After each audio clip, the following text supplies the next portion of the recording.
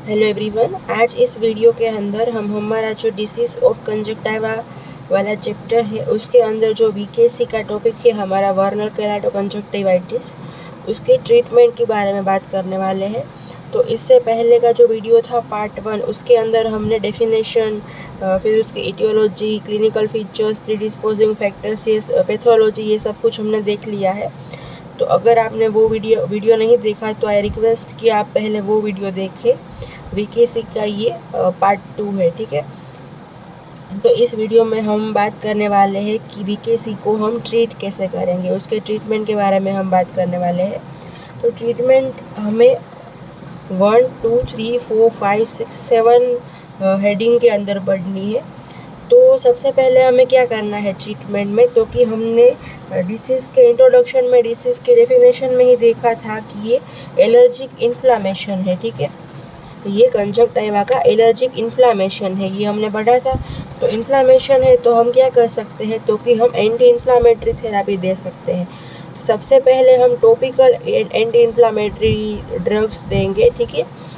तो topical anti inflammatory therapy, इसके अंदर हम क्या क्या दे सकते हैं, तो कि जो टॉपिकल एंटी इन्फ्लामेटरी ड्रग्स है ना, वो हम अलग अलग ड्रग्स के साथ कॉम्बिनेशन में दे सकते हैं, ठीक है। तो टॉपिकल मतलब कि एंटी इन्फ्लामेटरी ड्रग्स भी होगी एंड उसके साथ steroids, mast cell stabilizers, mast cell stabilizers, anti histaminics, ये सब ड्रग कॉम्बिनेशन में भी होगी, ठीक है।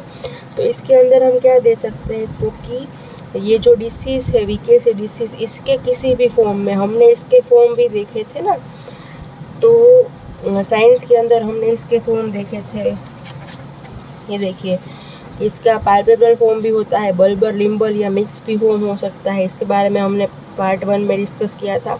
तो किसी भी फॉर्म के अंदर ये जो टॉपिकल स्टीरॉइड्स है ना, वो तो मोस्ट इफेक्टिव ही है, ठीक है। फिर बट क्या है कि हमें ये स्टीरॉइड का यूज़ है ना लिमिटेड करना चाहिए। स्टीरॉइड सब केस में नहीं देना चाहिए। क्यों? तो कि स्टीरॉइड इंड्यूस्ड ग्लूकोमा भी हो सकता है इसके लिए, ठीक है। तो कॉमनली कौन कौन से सॉल्यूशंस यूज़ होते हैं, तो कि बीटामिथाजोन और डेक्सामिथाजोन कौन से यूज़ होते हैं, तो कि बीटामिथाजोन और डेक्सामिथाजोन, ठीक है।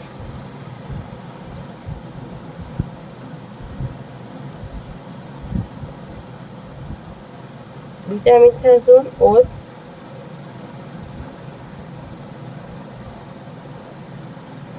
डेक्सामिथासोन ये कॉमनली यूज़ होते हैं। एंड इसके अलावा भी कई यूज़ होते हैं, बट ये मोस्ट कॉमनली है, ठीक है। फिर स्टीरॉइड्स में बीटामिथासोन एंड डेक्सामिथासोन के साथ साथ में फ्लोरोमिथासोन भी यूज़ होता है। कौन सा?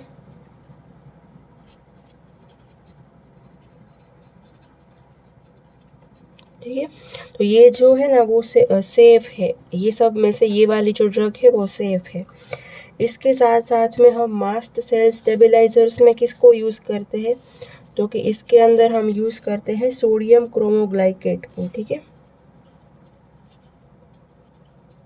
Sodium cromoglycate.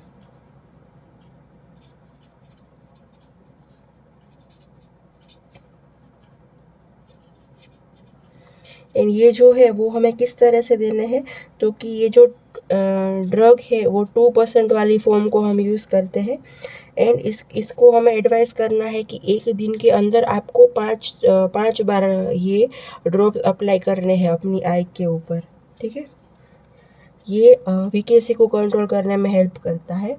फिर उसके साथ क्या है, उसके बाद क्या है, तो कि हम mast cell stabilizer and anti histaminics दोनों का कॉम्बिनेशन हो ऐसा भी दे सकते हैं। उसके अंदर हम मोस्ट इफ़ेक्टिव कौन होता है, तो कि कीटोटिफेन जो है वो मोस्ट इफ़ेक्टिव है, ठीक है। 2-3 होते हैं बट मेनली मैं आपको बता रही हूँ।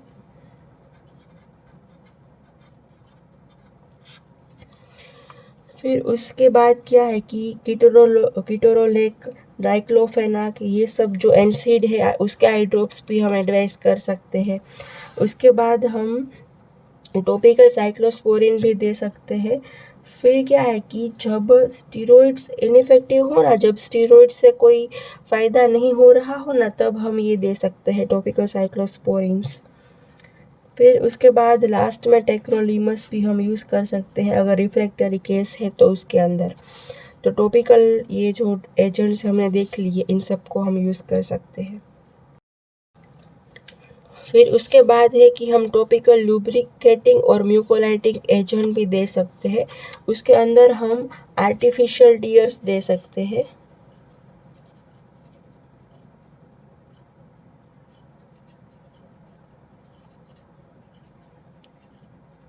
आर्टिफिशियल टीयर्स दे सकते हैं एंड हम एसिटाइसिस्टीन भी दे सकते हैं 0.5%।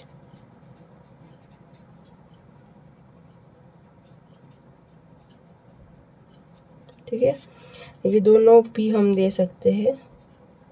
फिर उसके बाद क्या है कि हम सिस्टमिक थेरापी भी दे सकते हैं। ये हमने टॉपिकल थेरापी की बात की, ये भी हमने टॉपिकल थेरापी की बात की।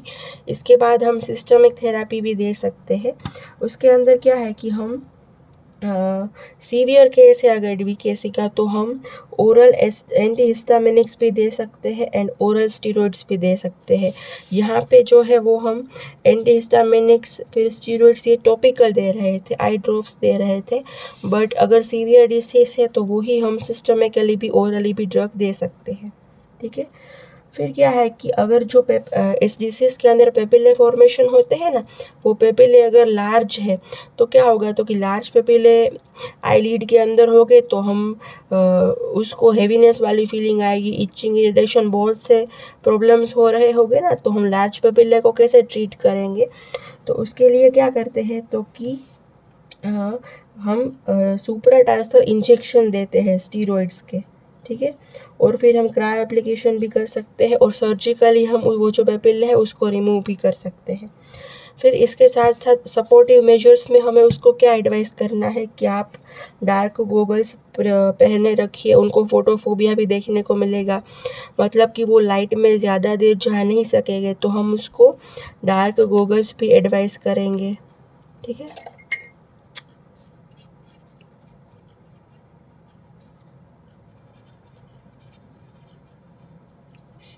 फिर उसके बाद हम कोल्ड कंप्रेसिस एडवाइस करेंगे। जनरली हमने सब डिसीज़ में हॉट कंप्रेसिस के बारे में सुना है कि कपड़ा गर्म करके उसके उसके आई के ऊपर लगाने को बोलना है, माइल्डली गर्म कपड़ा करके हॉट कंप्रेसिस। बट यहाँ पे वो नहीं करना है, याद रखिएगा, यहाँ पे कोल्ड कंप्रेसिस की बात तो कर रही है।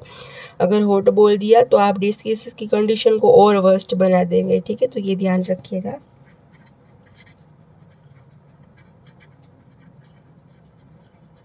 अगर वो आइस पैक अपनी आई पे लगाना चाहते हैं तो वो भी कर सकते हैं। ठीक है, एंड ठंडे एटमॉस्फेयर को मेंटेन करना है। ठीक है, कोल्ड कंडीशन को मेंटेन करना है उनको अपने आसपास के एटमॉस्फेयर में।